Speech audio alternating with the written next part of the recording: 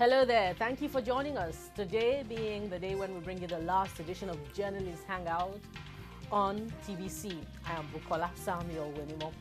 Today on the program, Senate committee concurs with House of Representatives on 30,000 naira minimum wage for workers.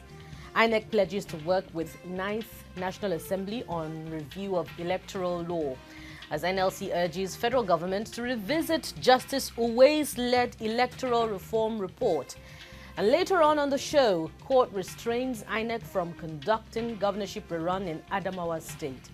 I'll be hanging out with Charles Ideho and Chris Kende Nwandu. Journalist Hangout starts now.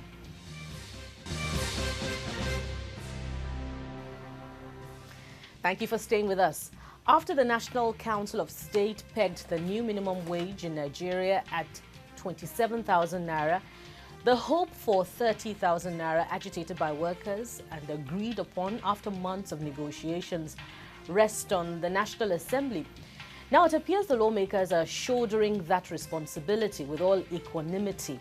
The Senate Ad Hoc Committee on New National Minimum Wage has approved 30,000 naira as minimum wage for workers at federal and state levels in concurrence with the House of Representatives, which earlier approved the same figure.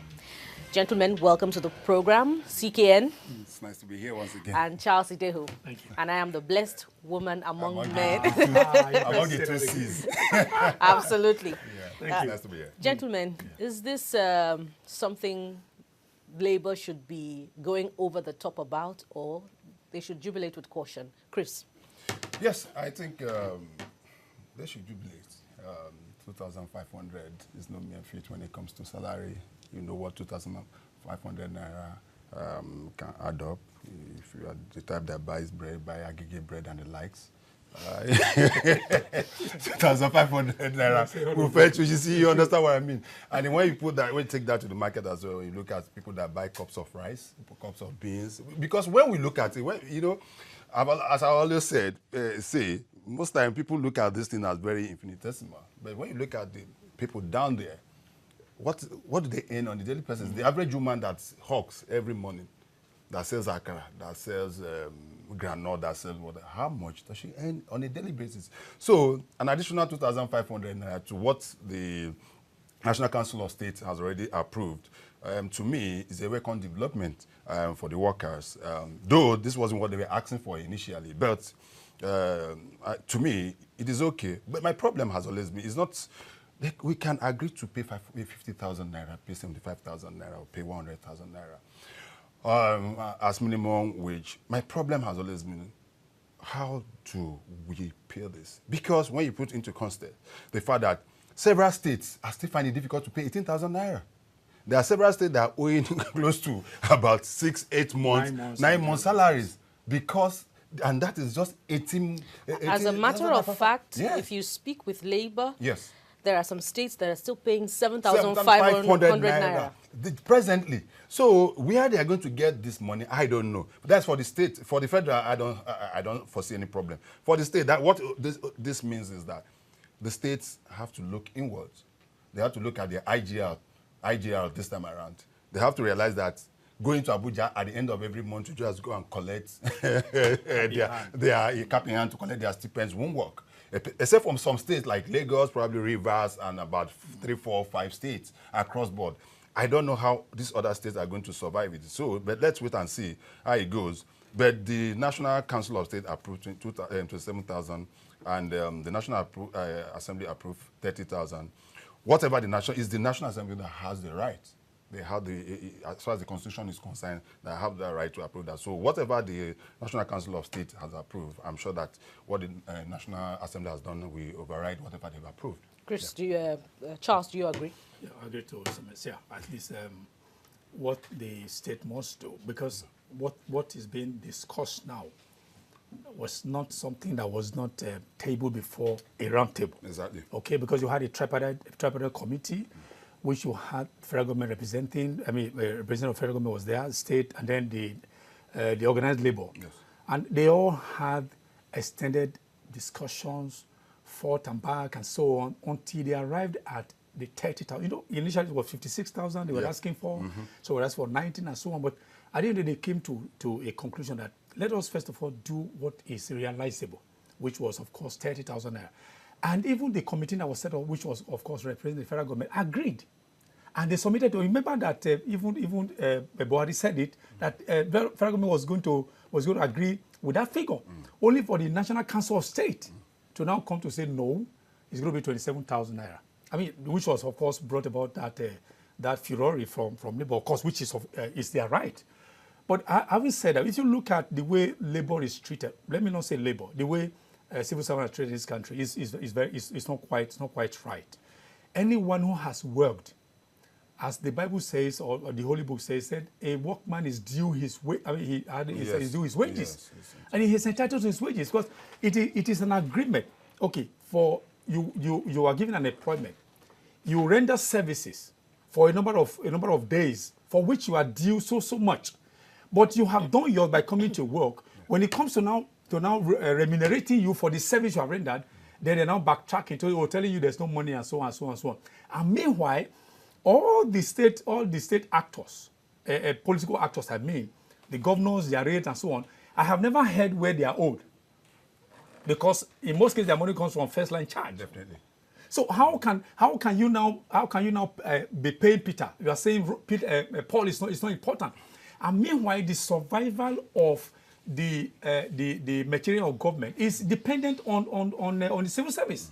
Because they are the ones, if politicians will go, they will come. They will go, they will come. But the civil service remains, and they are the ones that drive the policies. So when you don't treat them well, what we are doing is that you are opening windows for profligacy, you're opening windows for graft, which you're having today.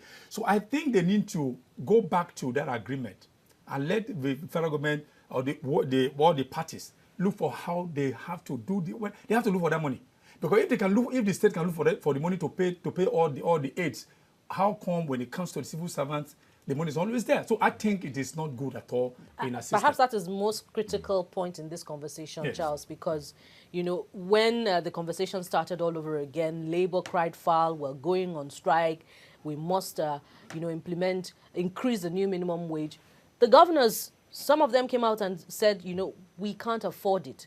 So we know that some of these states are not viable. So are we just clutching at the straws when we're shouting yet again that they must begin to shore up their internally generated revenue? I think that narrative about states not being viable is not being fair. We're not fair here.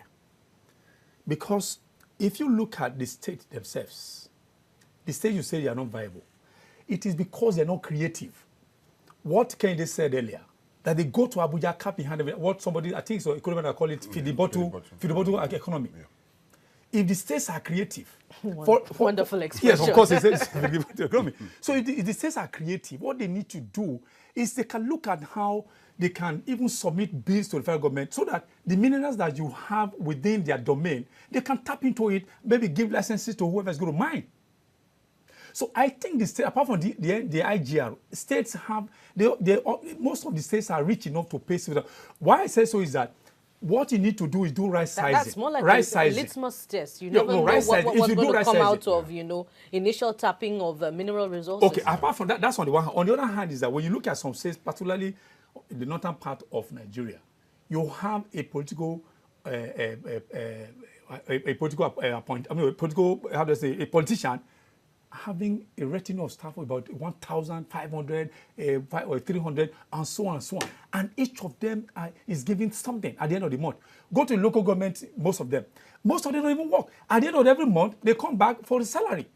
So the question is, if you don't have a need for 1,000 strength staff, why do you need to do that? Because you need to now say, okay, from the southern part of the state, we need to employ something so that it can cost across the spread. It doesn't have to work that way. All you need to do is that there's something Lagos State is doing now, is LSTEF, I think Lagos State Employment Trust Fund, where people are trained on vocations, people are trained. If you have little business you are doing, all you need to do is to apply. And then they come, they assess that your business, little business, they start up, there's a small scale. And you are giving money. People are giving 400,000 naira, some are giving 120, 150, some are giving 300. Because they have been trained, some of them have been trained in barbing, in salon. So when they get back, you see that they become personal engaged. So when you are engaged, you don't have any recourse to go to government for you to seal or do something. So that's why I'm saying that most of the states, they are not very, very creative. Chris, do you agree with the creativity argument? Yes, I do. You know, that was, in my opening, that was what I said. I said it's high time that they have to be very creative in generating funds.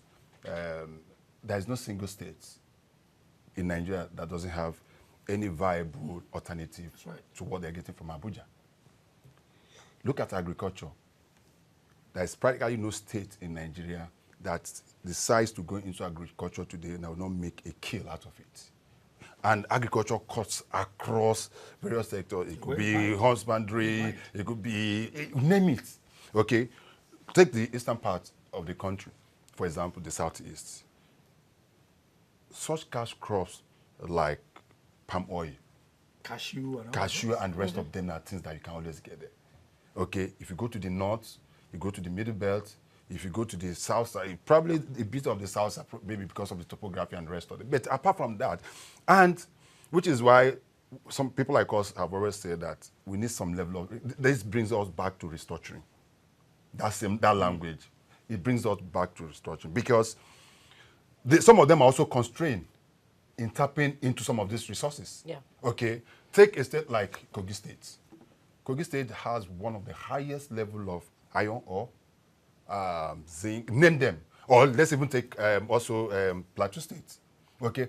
But by the law, as we currently have, it is only the federal government that has the right to give to tap into that license to do that.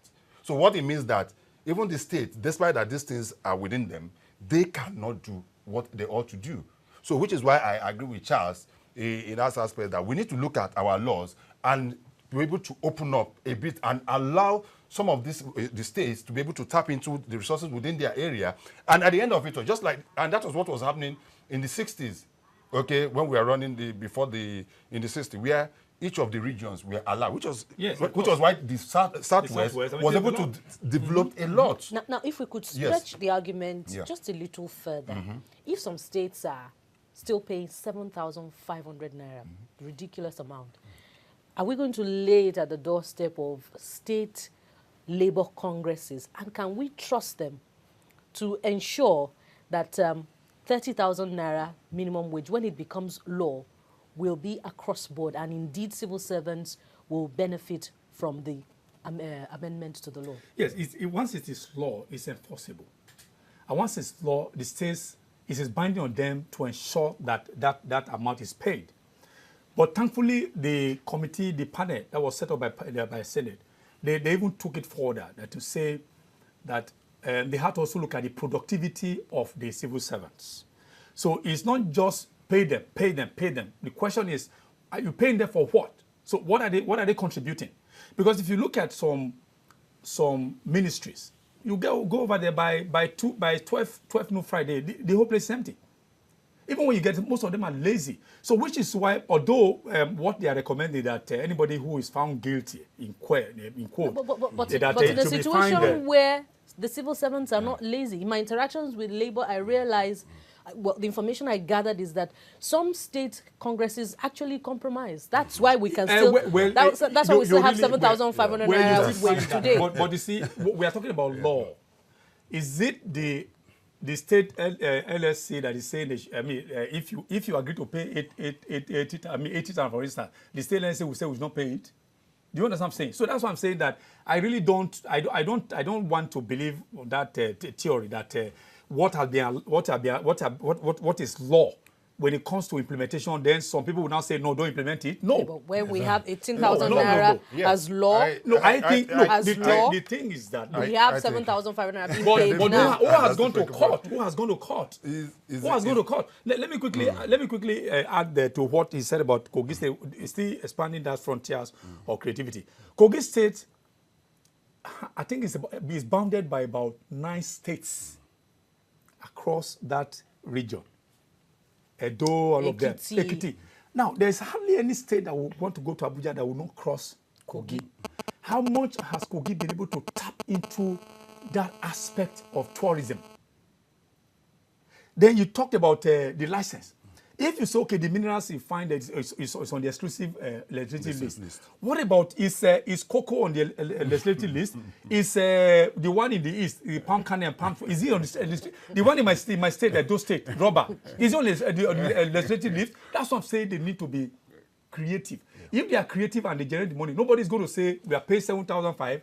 I mean, we are paid 18,000, pay 7,000. Nobody's going to go there. Well, before we run off on that, let us also look Your at last this. thoughts, very briefly. The spiral effects, economic effects of these increases. One thing we need to know is that once there's an increase on salaries, it also goes around the market woman. We increase artisans and the rest of them. And we're talking about civil servants. What is the percentage of the civil servants in Nigeria? About 2%. About 2% of the workforce. Okay, but the effect of that increase on the salary of that 2% is going to affect the whole of us, and those are the things we should be looking at. We should also be looking at the public sector. Are we just saying that is the minimum wages for those in civil service? I'm just saying that. I'm just saying that because the emphasis has always been civil service. Don't forget that once we're leaving this, after I'm going to the market tomorrow, there's a tendency that the woman that is selling granite might just increase. But everybody must benefit from the increase. All right, we must take a break now. When we return, we'll make progress with our conversation. Stay with Journalists Hangout.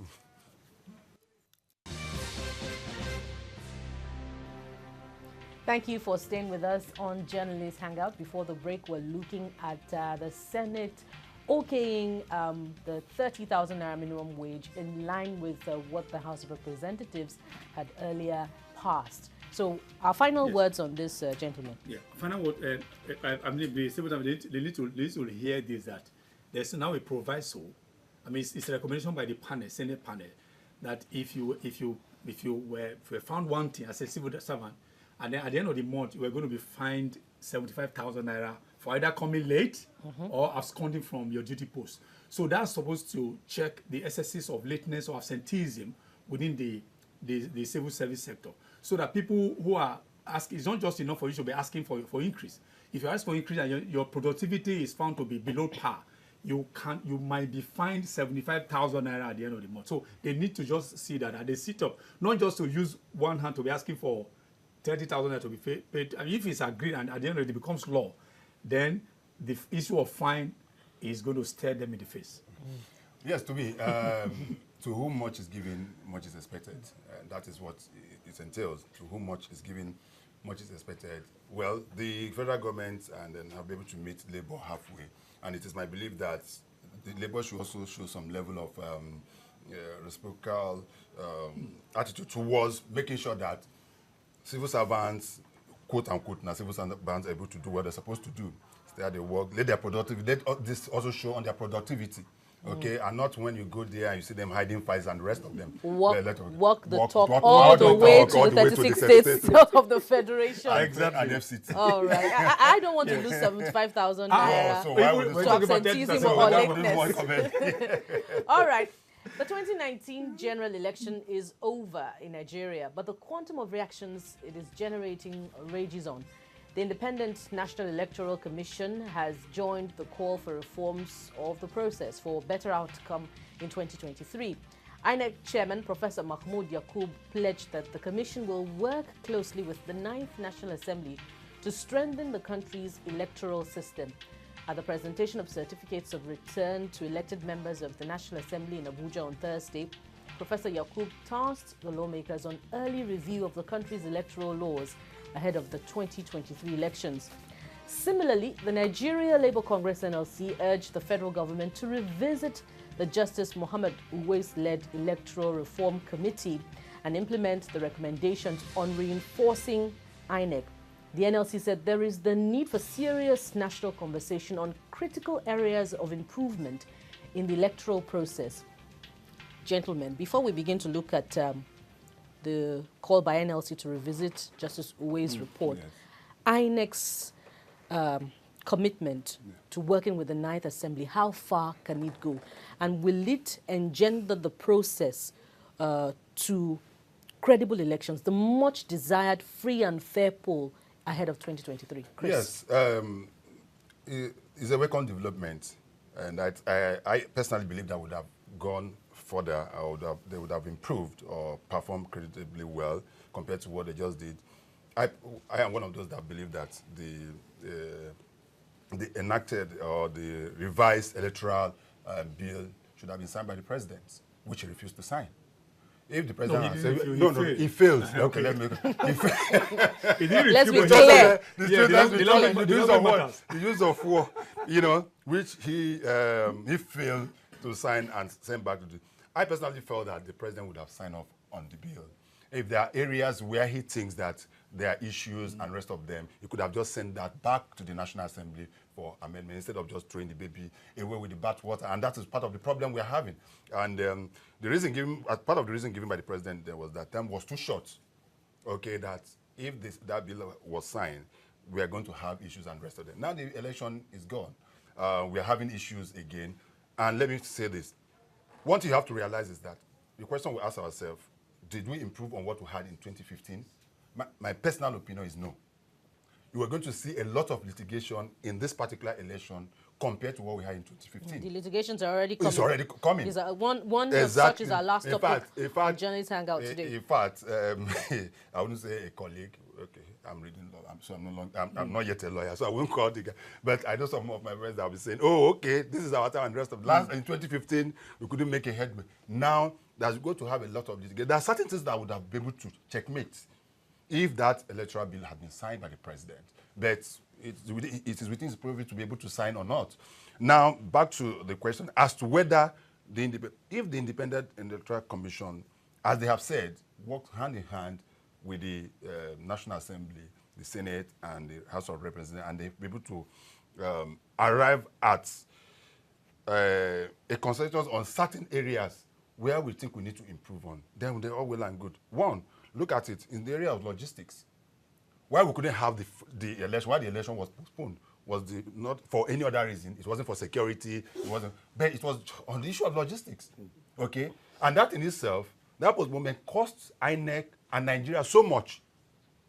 Okay? And this was the same INEC that was going up and say, oh, we didn't have money, they're not approving this and the rest of them. That is one. Then the transmission of the result also. We're still having issues with that. Mm-hmm. We looked critically about that on Journalist Hangout yesterday. We are having the serious call for issue. the electronic transmission of results. That we are having serious issues with that.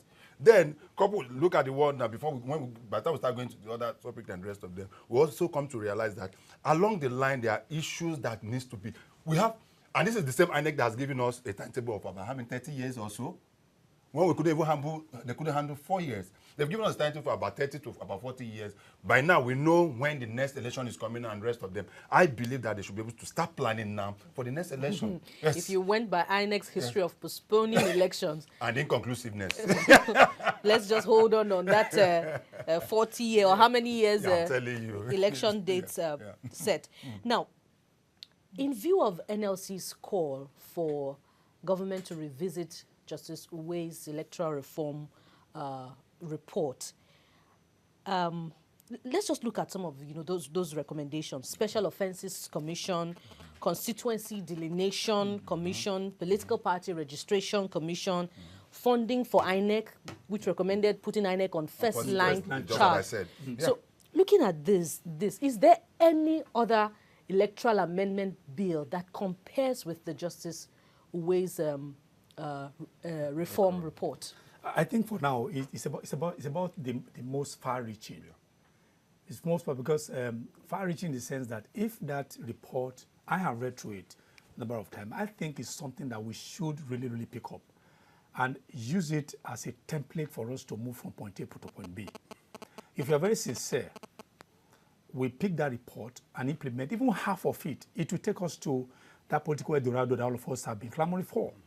And then when you also add that to what INEC is also saying now for the 9th Assembly, that is just, the inauguration is upon us, that if, I think about May 9 or so, if I'm not mistaken, so June 9 or thereabout, if they attack it early, use loosely, you find that the failure of the president saying that he couldn't sign because it was too late, close to, wouldn't come up, which is part of what Professor Mahmoud was telling them. It needed for them to approach it early enough. Okay? Now, as you are being inaugurated, look at the issue, because you have 4 years is not light years away. Yeah. It's just, I mean, it's about how many, that's 12 months in 4 places. Yeah. That's how, it's about 40, how many months is that? It's not, that's 4 times, that's 48 months. Before you know it, we're already there. So if the Ninth Assembly will want to actually be patriotic in their service to fatherland, they must take heed to what he is saying. While we're also, on the one hand, looking at the waste report to see how we can bring it and marry it with what we already have, to have a far-reaching process that will take us from all the conundrum of issue where you have there are lacunas in the system, there are logistics we're always dealing with every time. I think it has the pedigree, it has what it takes to take us to where even we may not be where we want to be, but at least a point where we can say, yes, indeed, we are clean enough to beat our chest to say, okay, you know what? If anybody appears to win at the polls, everybody will applaud. So there might not be need for you to go to the courts for courts to now be adjudicating to say, okay, indeed, that the victory at the polls was not necessary. It's now victory at the courts that we are now relying upon. So the Justice Waste report, far-reaching, as I said, the Ninth Assembly will also have to start the tinkering with the relevant aspect of the Electoral Act, so that if they start early enough, and then the bill gets to the president after he has passed through all the stages, gets to the president maybe in I think we are due for 2023, maybe 2020. And the president will no longer have any cause to say it's too close. So he can now append his signature, and then we now see as law, and we'll begin to implement all this, like putting INEC on first line charge. That's very, very important. So that this issue of underfunding or late funding will not arrive. Because if you are going to superintend over a matter as election in Nigeria, how costly it is, how tasking it is, then you must put INEC, that body, on first line charge, so that all the bureaucracy about how to go through this will be eliminated. I think for me, I support the NLC that we should revisit that waste report and marry it with what we already have on ground, so that we can get from this point to the next point. I'll pick up on a word that you use, patriotism. If Patriotism, these Ninth Assembly members can be patriotic in their service to fatherland. So if you look at those areas, for instance, electronic transmission of results, taking the process away from politicians, do you think members of this Ninth Assembly will be patriotic enough, to commit to electoral reforms of this magnitude? Chris? Yes, I think the members of the National Assembly, the Senate and the House of Reps, they are distinguished Nigerians. Okay, hold the thought there. Let's take a quick break. We'll be right back.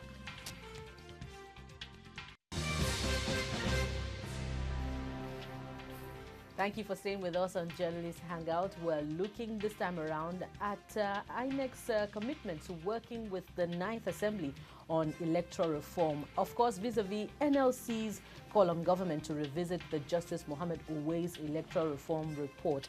Chris, you were making a point. Yes, I was saying the gentlemen and ladies, honorables and senators that we have at the National Assembly are patriotic Nigerians who I believe have the best of interest, the Nigerian interests at heart, quote and unquote. The problem we've always had is the partisanship within the system, especially within the National Assembly, which I'm finding very difficult to understand. When you bring a bill to the National Assembly, most of them don't look at it passionately as patriots. They look at it from the point of I am either PDP or APC and lose the essence of that bill. Okay? At the end of it, you see them voting along political lines instead of seeing themselves as representative of the people, irrespective of their political, and that has always been the issue. So if we're going to have a different Ninth Assembly, I think they will be able to get this done. And they should realize that they are representing Nigeria. At times also, selfishness also comes into play, not only in terms of their political leanings, their own personal interest also comes into play. If they look at the bill and see that it doesn't favor them to a large extent, you see some of them trying to do one or two things to be able to kill it. But I believe, just as the NLC have said, there is need for us to be able to look at this critically. We have enough time between now and 2023 to get it right. Another aspect we should also be looking at, not they should, INEC should not only be looking at the National Assembly or the legislature, they should also look at the judiciary. Very, very key. Very, very key. Because whatever the legislature pass and rest of them, by the time we get to the judiciary, is going to take care of whatever fallout we have from the elections. And that is where we're always having issues. Just like when we're going to the next topic, you come to realize that most often than not, is everybody, judiciary, there are instances where courts of the same jurisdiction will be giving counter judgment, conflicting judgment, and becomes a problem. And that in itself affects INEC, it affects our electoral processes, and it affects some of the as a matter of fact, the yeah. Justice Uwe's report addresses that in the recommendation of Special Offences Commission. Exactly. Yes, That exactly. is Not the regular just courts. regular courts. So we need such a commission to be able to tackle, so that the time frame, just about 2 days ago, do you believe that just about 2 months to the end of the 8th session, a senator of the Federal Republic, somebody has just won his case to go into the Senate. And we just have 2 months to the end of the 8th Assembly. And that is the end of it. So the man will only stay there for about 2 months. Bearing all, so those are the kind of issues we are having with our electoral processes. So it's not just about the legislators. All the arms of government involved with our electoral processes, we must get it right, including security.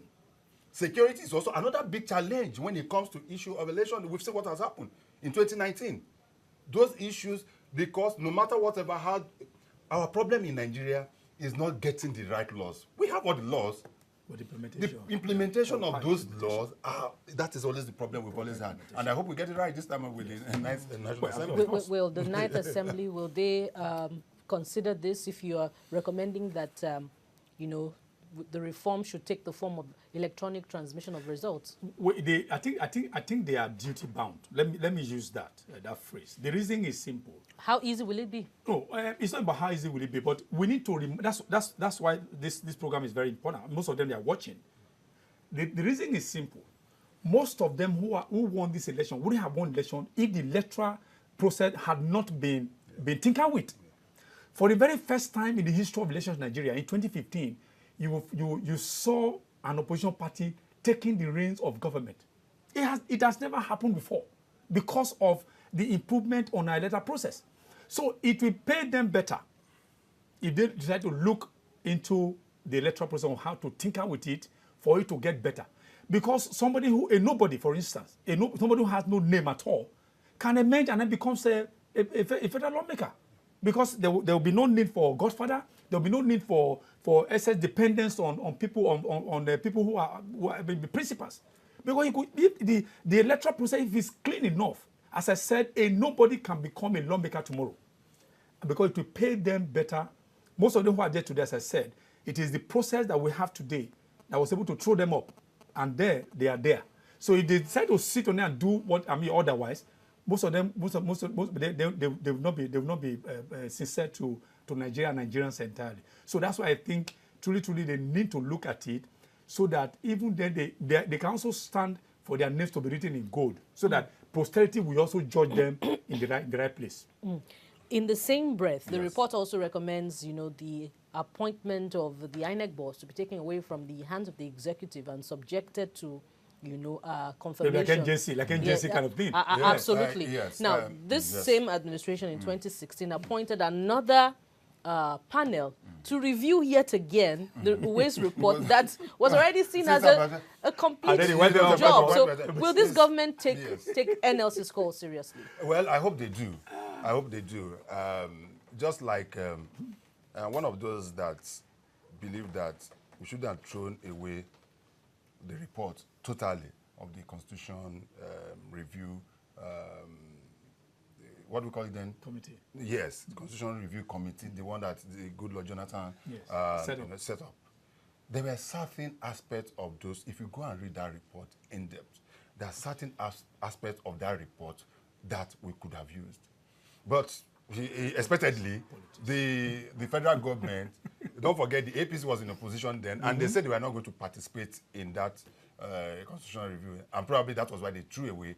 But I still think that we should, it's not, most often than not, and that is the problem we've always had, unlike in other climes, in other civilized countries, irrespective of your political lean, if they see that what you are putting forward is something that will be beneficiary to the community, to the country, irrespective of whatever party you belong to and the rest of them. Yeah, they totally go for it. But here, it's just like what happens in the States.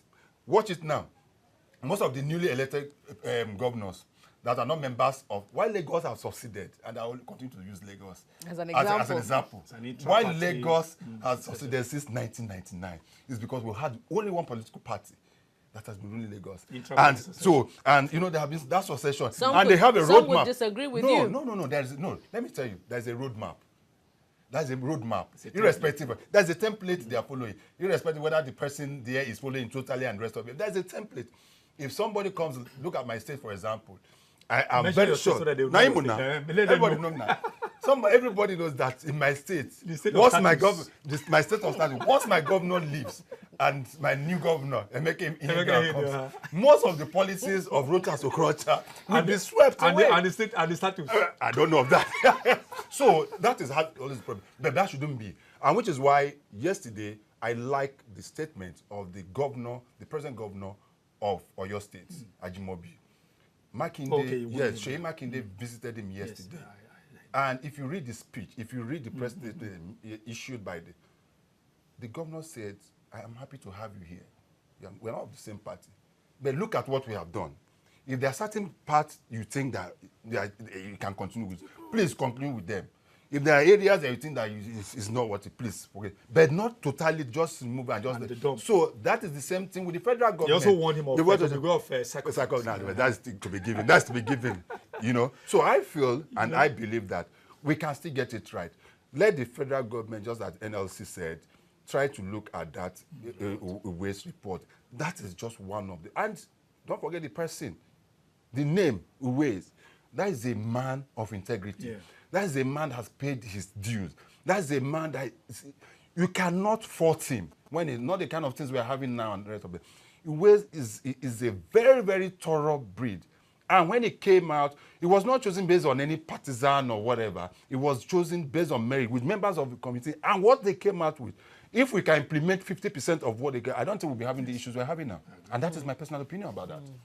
I'm glad we have time to talk about, electoral reform today. We looked at it yesterday, but we didn't have enough time.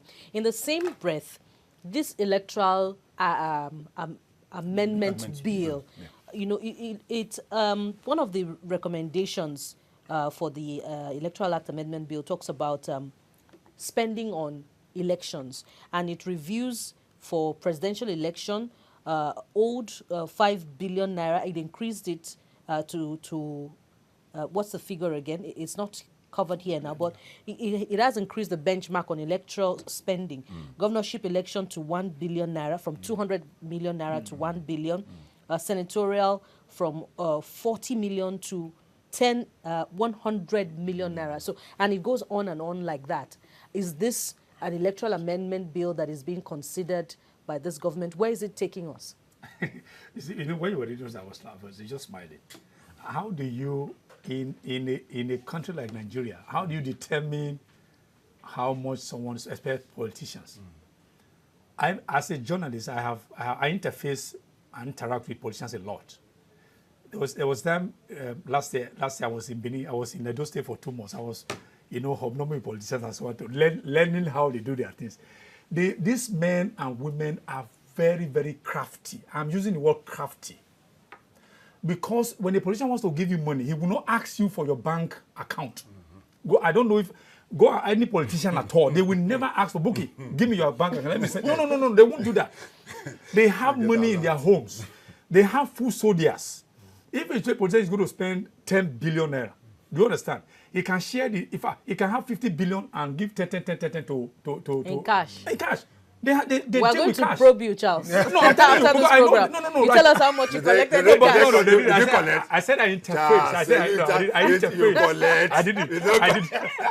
Okay. So what I'm saying is they are very, very crafty. They will never ask you for a bank. So how do you now trace such monies? When you come to somebody's house, or you go for a meeting, okay, and people are going back from the boot of a car from somewhere, they are bringing watts of bank notes. Or, I mean, if somebody goes to the bank to say he wants to pick, they won't tell you it's for political purposes. So that aspect, I think INEC is lame duck. If you accept that, INEC is lame duck on that aspect. There's no way you can easily trace how much a politician or a political party spends, because, as I said, they are ahead of INEC on that, and because of the cashless policy that really has not gone down. I mean, spreading across all boards. It's only the everyday people everyday people, maybe perhaps some banks and so on, that are still dealing, that are using that. But for politicians, the cashless is not a language that they buy, because they don't believe in cashless. But cashless we bring the laws to their doorstep. So they won't allow that. But I think when we get all these things we're talking about spending, if we get our electoral process correctly, the spending, the asset of putting the ceiling, by default, that you don't need to, what we spend, it will be spent by the party.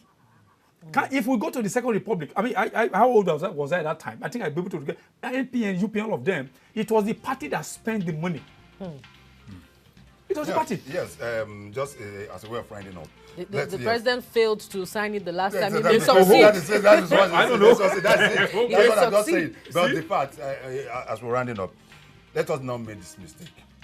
Politics is a very huge investment across the globe, whether in the United States, whether in the United Kingdom, anywhere, which is why most often they don't do it the way we do it. There is that you see people contributing. Remember what happened to Obama? Okay. Remember during the Obama Very administration? quickly, Yes. the last topic before we Yes. go, your words on the court ruling that the rerun election will not hold in Adamawa State. 30 seconds. Well, 30 seconds. What I see is that Kashim Gedam, the Adamawa rep, is saying that the court lacked jurisdiction. It's not true.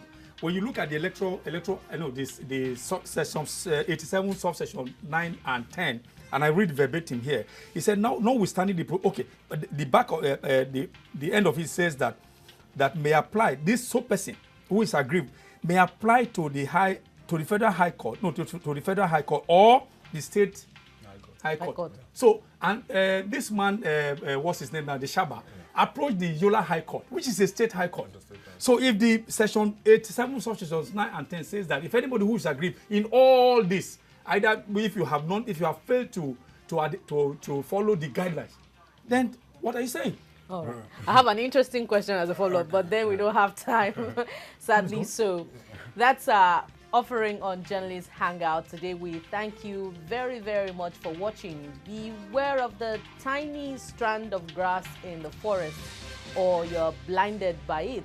This is an age-long maxim from the Yoruba people of the Southwest on the need for proper handling of little things, or they mar one's work.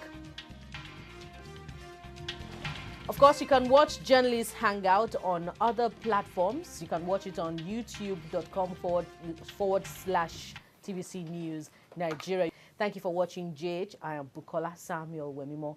Goodbye and God bless Nigeria.